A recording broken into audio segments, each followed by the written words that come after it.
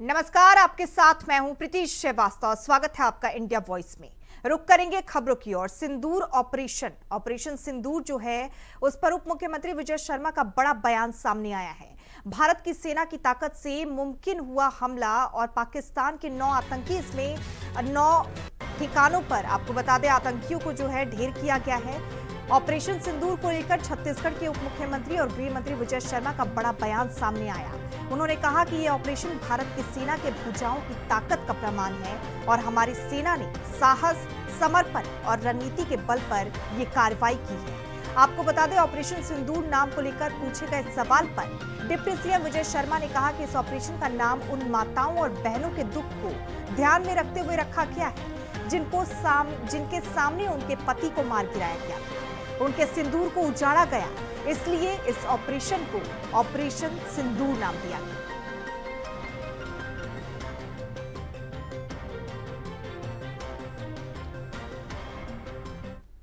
पर आतंकवाद पलता था, उन सारे ही स्थानों को नेस्तनाबूद किया गया है। भारत की सेना के जवानों की भुजाओं की ताकत पर यह संभव हुआ है।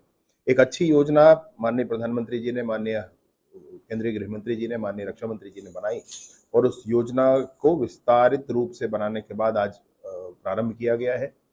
आगे की भी इसमें योजना जरूर होगी। मैं सोचता हूं अगर पाकिस्तान कोई भी हिमाकत करना चाहता है तो बड़ा ही दुष्कर होगा आगे आने वाला समय उसके लिए। इस ऑपरेशन का नाम पहलगाम की घटना जो हुई थी, हम सब ने देखा था कि धर्म पूछ करके और गोली मार दिया गया था। हमारी माताओं बहनों के सामने उनके पति को गोली मार दिया गया था, उनके माथे से सिंदूर मिटा दिया गया था और इसलिए उसी सिंदूर को याद करके, माताओं बहनों की उस व्यथा को याद करके ये निर्धारित किया गया। मैं सोचता हूँ कि इस ऑपरेशन का नाम सिंदूर होना चाहिए, क्योंकि हम इसीलिए आगे बढ़ रहे हैं। हमारी बहनों के उन आंसुओं को कोई देख नहीं सकता है। पूरे देश ने क्रंदन किया है, पूरे देश ने शोक व्यक्त किया है और पूरे देश की ये अपेक्षा थी कि माताओं बहनों के साथ जो हुआ है इसका पूरा बदला लिया जाना चाहिए। में जहां पर आतंक ऑपरेशन सिंदूर को लेकर पूरे देश में जहां गर्व की लहर दौड़ रही है, तो वहीं जनता भी खुलकर अपना समर्थन जता रही है।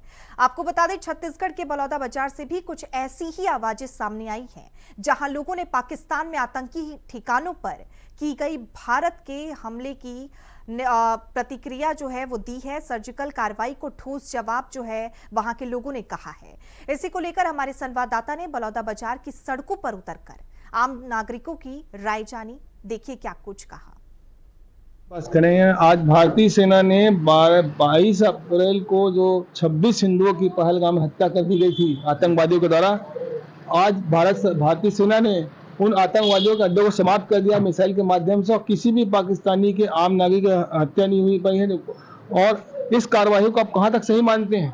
आतंकवाद बहुत सही कार्रवाई की है हमारे भारतीय सेना ने, और भी ऐसी कार्रवाई लाजवाब होना चाहिए ताकि आतंकवाद जड़ से नेस्तनाबूद हो सके।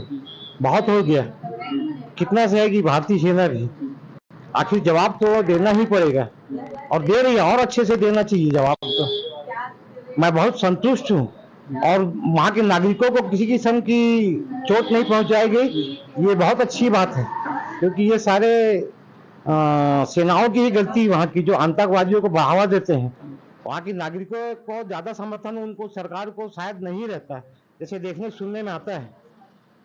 बहुत सही कार्रवाई की। ठीक है, आपको लगा पाकिस्तान में सेना ही आतंकवादी पैदा करती है। यदि कार्रवाई हुई तो आम नागरिक को आएगी और भी कार्रवाई कड़ी होना चाहिए, जिससे आतंकवाद जड़ से समाप्त हो। पाकिस्तान के आतंकवादियों के अड्डों को मिसाइल हमला किया गया, उसके बारे में हम आम लोगों से जान पाए। बड़ी सर, जो आज भारत की सेना ने अपना गर्व दिखाया कि 10 आतंकवादी कैंप में लगातार फायरिंग 14 मिसाइलों से ध्वस्त किया गया। आप कहाँ तक सही मानते हैं भारतीय सेना की कार्रवाई?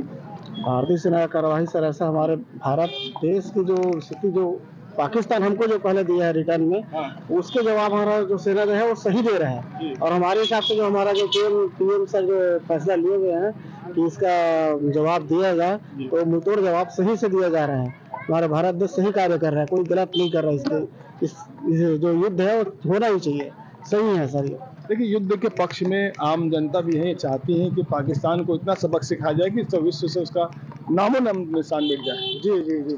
के द्वारा आज जो ऑपरेशन सिंदूर किया गया था, जो 22 अप्रैल को जो कश्मीर में पहलगाम में जो आतंकवादियों ने जो अपने 26 हिंदू महिलाओं को चुन चुन के मारा, उसके बाद जो आज कार्रवाई की, कहाँ तक सही मानते हैं? बहुत बढ़िया कार्रवाई हो रहा है और ये मोदी जी के द्वारा बहुत अच्छा संदेश जाएगा देशवासियों के लिए, क्योंकि 26 लोगों की निर्मम हत्या करना वो भी। पहलगाम में हुए आतंकी हमले के जवाब में भारत ने पाकिस्तान में घुसकर ऑपरेशन सिंदूर को अंजाम दिया। इस ऑपरेशन में भारत ने 9 आतंकी ठिकानों पर मिसाइलों से हमला किया, जिसमें 100 से ज्यादा आतंकियों के मारे जाने की खबर है। इस हमले ने पूरे देश में एक बार फिर भारतीय सेना की ताकत और इच्छा शक्ति का प्रमाण दे दिया है। हमारे संवाददाता ने इस मुद्दे पर छत्तीसगढ़ के दुर्ग जिले में लोगों की राय ली। आइए आपको सुनवाते हैं लोगों की प्रतिक्रियाएं। देखिए, सर्वप्रथम देश के प्रधानमंत्री को मैं पूरे भारतवर्ष की ओर से धन्यवाद ज्ञापित करना चाहता हूं। जिस प्रकार से पाकिस्तान के द्वारा पहलगाम में हमारे हिंदू परिवार को खोज खोज करके मारा गया था और हमारी बहनों का सिंदूर मिटाया गया था, आज उसी तारतम्य में देश के प्रधानमंत्री जी के द्वारा मिशन सिंदूर के तहत में पाकिस्तान पे कितनी भयावह कार्रवाई किए हैं, जिससे पूरा हिंदुस्तान अपने आप को गौरवान्वित महसूस कर रहा है। आज कल पूरे देश के अंदर में पूरे देशवासियों को आह्वान किया गया कि मॉक ड्रिल के मार्फत से आपको अपनी सुरक्षा करनी है, और रात के 2 बजे 9 मिसाइल छोड़ करके लगभग 100-125 आतंकवादियों को मारा गया। निश्चित इस पूरे कार्य के लिए इस देश की तीनों सेना, जल सेना, थल सेना, वायु सेना बधाई की पात्र है, और ये लड़ाई तब तक चलेगी। अब मैं कामना करता हूं कि जब तक पूरे पाकिस्तान से आतंकवाद का सफाया नहीं हो जाता, जब तक आतंकवादियों को सहारा देने वालों को समाप्त नहीं किया जाता, वह इस देश के अंदर में जो आतंकवादी घुसे हुए हैं उनको खोज खोज करके जब तक खत्म नहीं कर देते, तब तक इस युद्ध को जारी रखना चाहिए। अब किसी भी प्रकार का समझौता नहीं होना चाहिए। आज एक भारतीय होने के नाते मैं बहुत गौरवान्वित महसूस कर रही हूँ। आज हमारे प्रधानमंत्री माननीय नरेंद्र मोदी जी ने उन आतंकवादियों को घर घुसकर जवाब दिया है। उनके 9 ठिकानों पर ऑपरेशन सिंदूर के तहत हमला किया, और आज हम सभी बहनें गौरवान्वित महसूस कर रही हैं। मैं मोदी जी को धन्यवाद देती हूँ कि उन्होंने जो पहलगाम हमले में उन बहनों का जिनका सुहाग छीन लिया गया था, उनको कहा गया था जाओ मोदी जी को बताओ, आज मोदी जी ने उन सभी बहनों का जिन्होंने सुहाग खोया था उनका जवाब दे दिया है। और आज हम भारतीयों के लिए ये खुशी का पल है, और आगे भी ऐसे ही भारत किसी से नहीं डरेगा और हमेशा इसी तरह जवाब देता रहेगा। और मैं मोदी जी का, भारत सरकार का, हमारी इंडियन आर्मी को दिल से धन्यवाद देती हूँ। जय हिंद। बेमेतरा और कवर्धा जिलों में उस समय हलचल मच गई जब मुख्यमंत्री विष्णुदेव साय अचानक गांव का दौरा करने पहुंच गए। सुशासन तिहार के तहत उन्होंने बरगद के नीचे चौपाल लगाकर अधिकारियों से सीधे संवाद किया और कई महत्वपूर्ण निर्देश दिए। सीएम ने कहा कि सरकार पारदर्शी और जवाबदेह शासन देने के लिए प्रतिबद्ध है। अधिकारी ग्रामीण क्षेत्रों का दौरा करें और जनता की समस्याएं वहीं हल करें।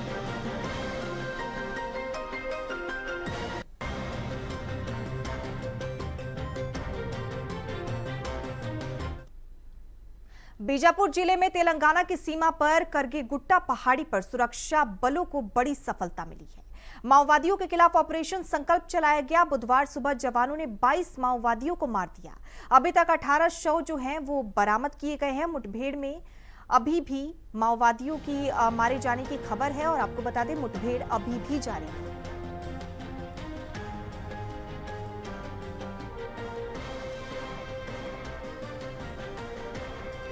माओवादियों की संख्या जो है अभी भी बढ़ सकती है। दिल्ली से सीआरपीएफ के डीजी यागेंद्र प्रताप सिंह बीजापुर में चल रहे ऑपरेशन पर नजर बनाए हुए हैं। छत्तीसगढ़ के एडीजी नक्सल आपको बता दें वहां पे सीआरपीएफ आईजी राकेश अग्रवाल और बस्तर आईजीपी सुंदर राज जो है वो मॉनिटरिंग कर रहे हैं। और इस खबर पर ज्यादा जानकारी के साथ हमारे सहयोगी मनोज शुक्ला हमारे साथ जुड़ चुके हैं। मनोज, सुरक्षा बलों को एक बार फिर से बीजापुर में बड़ी सफलता हाथ लगी है, क्या कुछ पूरी जानकारी है? कितने नक्सली जो हैं मारे गए हैं? मुठभेड़ कब स्टार्ट हुआ?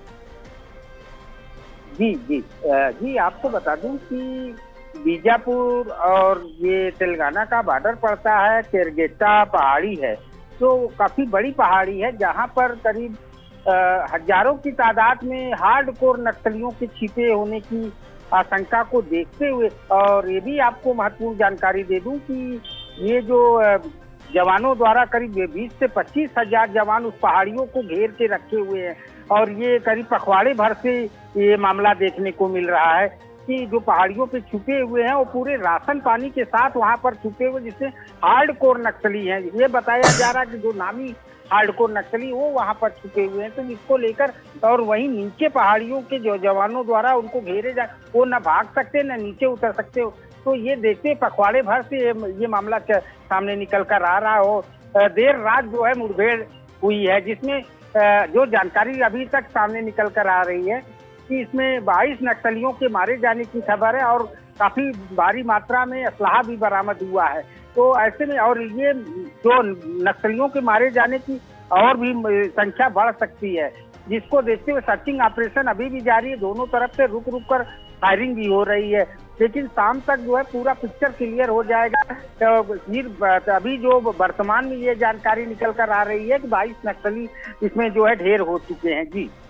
जी मनोज, बिल्कुल। और सीआरपीएफ, आईजी और आईजीपी जो है वो मॉनिटरिंग कर रहे हैं इस पूरे मुठभेड़ की, इस पर क्या कुछ तमाम जो है अपडेट है? जी बिल्कुल, आपको बता दूं कि देखिए देश के गृह मंत्री अमित शाह का नक्सलवाद खात्मे को लेकर देश के लिए पूरा संदेश दिया गया था कि 2026 मार्च तक डेडलाइन उन्होंने फिक्स कर रखी है कि इसी बीच में जो है पूरे देश से, छत्तीसगढ़ समेत पूरे देश से नक्सलवाद का खात्मा हो जाएगा।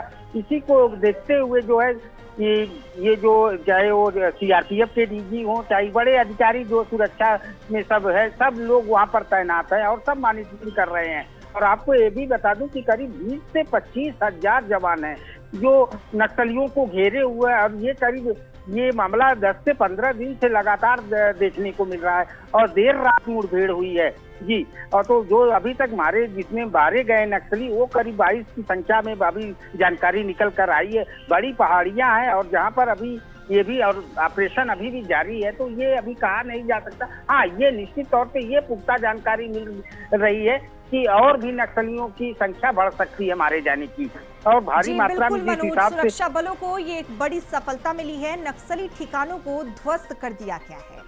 आपको बता दें कि मनोज, एक सवाल आपसे और है कि जो पहाड़ी इलाका है करगे गुट्टा का, वहां पे 22 नक्सली ढेर हुए हैं, संख्या जो है और बढ़ सकती है, इस पर भी जानकारी जो है सामने आ रही है। किस तरीके से इस ऑपरेशन को अंजाम दिया जा रहा है, किस तरीके से सुरक्षा बलों की वहां पे जो तैयारी है वो देखने को मिल रही है?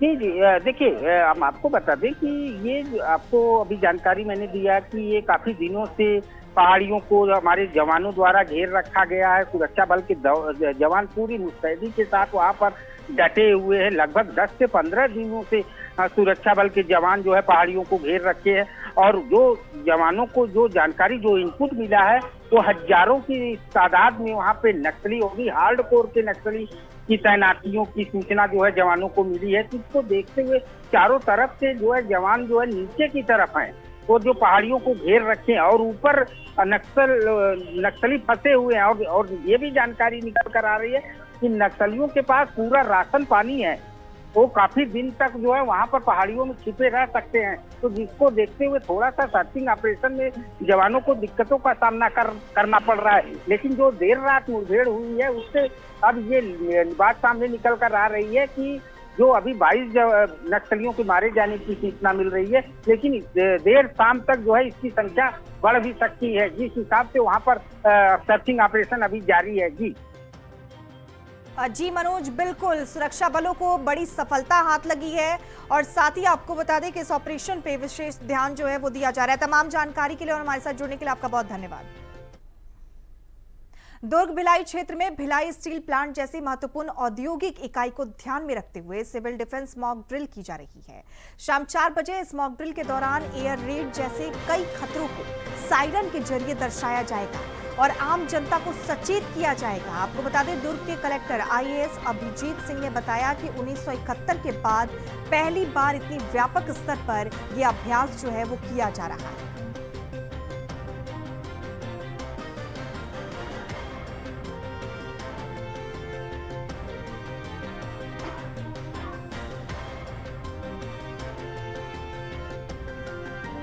आपको बता दें, दुर्ग में सिविल डिफेंस मॉक ड्रिल जो है वो करवाया जा रहा है। लोगों को सचेत किया जाएगा, सायरन के जरिए लोगों को सचेत किया जाएगा। दुर्ग भिलाई क्षेत्र में भिलाई स्टील प्लांट जैसी महत्वपूर्ण औद्योगिक इकाई को ध्यान में रखते हुए सिविल डिफेंस मॉक ड्रिल की जा रही है। शाम 4 बजे इस मॉक ड्रिल के दौरान एयर रेड जैसे खतरों को सायरन के जरिए जो है दर्शाया जाएगा और आम जनता को सचेत किया जाएगा।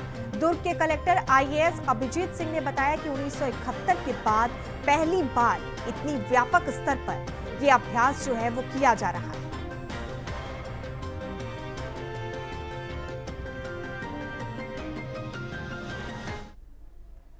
छत्तीसगढ़ में अवैध शराब के कारोबार पर एक बार फिर बड़ी प्रशासनिक कार्रवाई की गई है।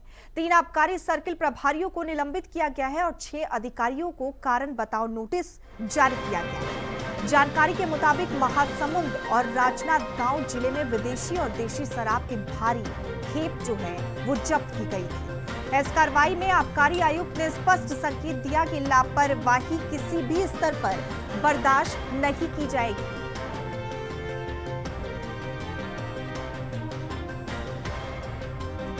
छह अधिकारियों को आपको बता दें कारण बताओ नोटिस जारी किया गया है। 3 आबकारी सर्किल प्रभारी जो है वो निलंबित किए जा चुके हैं। बलौदा बाजार से ये खबर है, आपको बता दें अवैध शराब के कारोबार पर बड़ी प्रशासनिक कार्रवाई जो है वो देखने को मिली।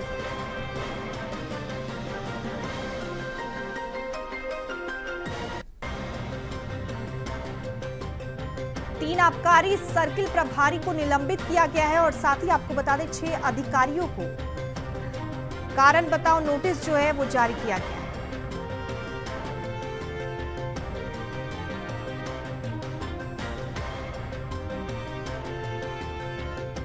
अवैध शराब के कारोबार पर एक बड़ी प्रशासनिक कार्रवाई जो है वो देखने को मिली है।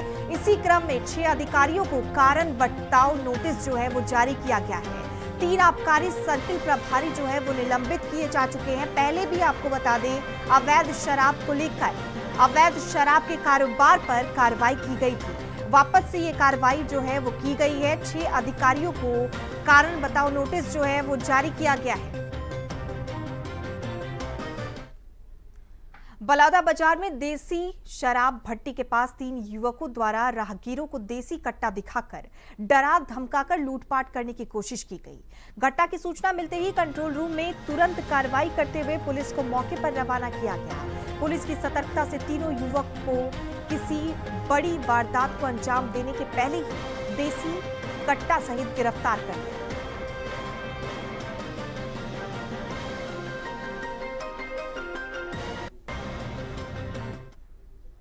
रायपुर में नगर सुराज संगम कार्यशाला का समापन हो गया है, जहां मुख्यमंत्री विष्णुदेव साय ने नगरीय निकाय के नवनिर्वाचित जनप्रतिनिधियों से खास अपील की। मुख्यमंत्री ने कहा कि आपके शहर की जनता ने आप पर विश्वास कर जिम्मेदारी सौंपी है।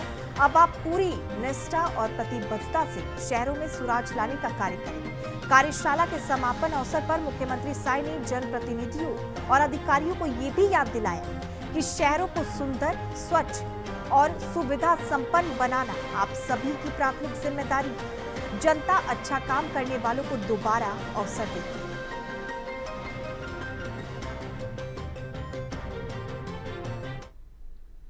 छत्तीसगढ़ की सियासत इन दिनों लेटर बम की गूंज से गर्मा गई है। सांसद बृजमोहन अग्रवाल लगातार राज्य सरकार को चिट्ठियां लिख रहे हैं, लेकिन इन चिट्ठियों पर अब राजनीति जो है वो तेज हो गई है। पूर्व मुख्यमंत्री भूपेश बघेल ने इस पर सीधा तंज कसा और कहा बृजमोहन लगातार लेटर बम फोड़ रहे हैं। सत्ता पक्ष के सांसद ही अगर शिकायतें कर रहे हैं तो इसका मतलब शासन में सब कुछ ठीक नहीं है।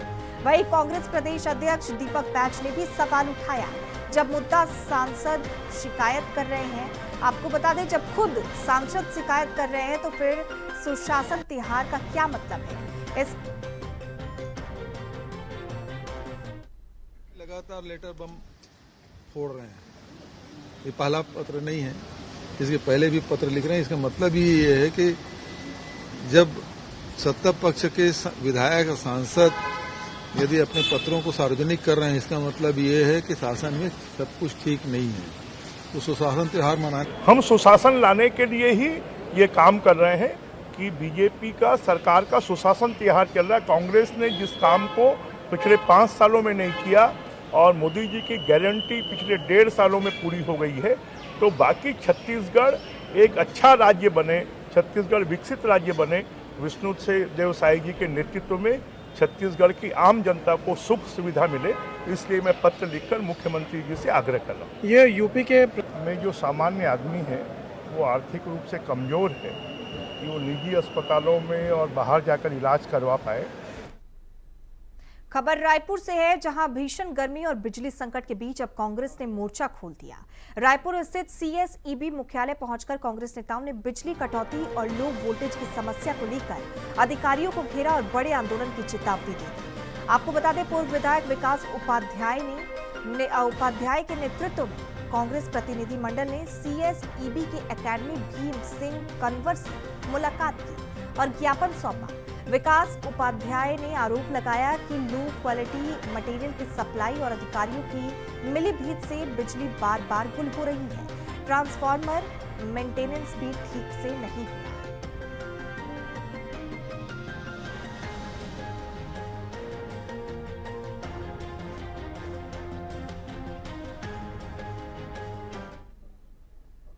बलौदा बाजार में सुशासन तिहार अंतर्गत प्राप्त शिकायतों का निराकरण जो है वो जिला प्रशासन द्वारा बहुत तेज गति से किया जा रहा है। इसी कड़ी में स्वास्थ्य विभाग द्वारा शिकायतों पर कार्रवाई करते हुए एक झोला छाप डॉक्टर की क्लिनिक को सील बंद किया गया। 2 ग्रामीण स्वास्थ्य संयोजक के कार्यस्थल में परिवर्तन किया गया, वहीं एक RHO का वेतन रोका गया। इसके साथ ही पशु चिकित्सा विभाग द्वारा एक वरिष्ठ पशु चिकित्सक के कार्यस्थल में परिवर्तन किया गया। प्राप्त जानकारी के अनुसार आपको बता दें, पलारी में झोला छाप डॉक्टर विजय साहू के द्वारा अवैध रूप से क्लिनिक संचालित करने की शिकायत पर एंटी क्लेविक्स टीम द्वारा छापा और जांच कर संचालित क्लिनिक को सीलबंद किया गया। विकासखंड कसदौल के उप स्वास्थ्य केंद्र नवागांव में पदस्थ ग्रामीण स्वास्थ्य संयोजक जितेंद्र जागड़े को प्रभारी सेक्टर पर्यवेक्षक सेक्टर राजीव देवरी और सुरेश कुमार धृतल ग्रामीण स्वास्थ्य संयोजक को ये पूरी जिम्मेदारी जो है वो सौंपी गई है।